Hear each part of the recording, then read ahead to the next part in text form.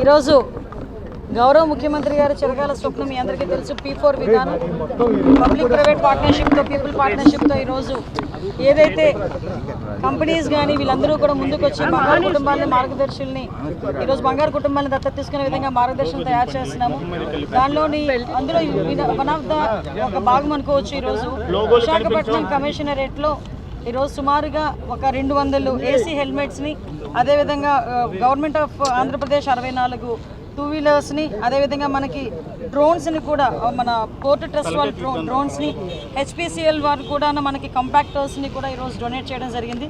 ఇవి ఈ 200 AC helmets కూడా చాలా ఉపయోగం. దీనికి మనకి విశాఖపట్నం పోర్ట్ అథారిటీ వాళ్ళు, అదేవిధంగా సౌత్ ఏషియా LPG కంపెనీ వాళ్ళు కలిపి సుమారుగా 200 హెల్మెట్స్ ఈరోజు మనకి ఇవ్వడం జరిగింది. ఈరోజు ట్రాఫిక్ పోలీసులు ట్రాఫిక్ నియంత్రణ అనేది అతి కష్టమైనది. ఈరోజు అటువంటి ట్రాఫిక్ నియంత్రణలో ఉన్న పోలీసులకి ఫెసిలిటేట్ చేయాలనే ఉద్దేశంతో వాళ్ళకి అంటే వాళ్ళకి అవకాశాలు అనే కన్నా వాళ్ళకి ఫెసిలిటీస్ కల్పించాలని ఒకే ఒక ఉద్దేశంతో ఈరోజు AC హెల్మెట్స్ని కూడా ఈరోజు గౌరవ CP గారు ప్రత్యేకంగా దృష్టి పెట్టి ఆ CSR గ్రాంట్స్ కింద మనకి పోర్ట్ అథారిటీ వాళ్ళని, LPG వాళ్ళని, సౌత్ ఏషియా LPG వాళ్ళని, అదేవిధంగా HPCL వాళ్ళని కన్సల్ట్ చేసి సుమారుగా 200 వరకు ఈరోజు ఏర్పాటు చేయడం జరిగింది. హెల్మెట్స్ ఏర్పాటు చేయడం జరిగింది. ఇది ఒక శుభ పరిణామం.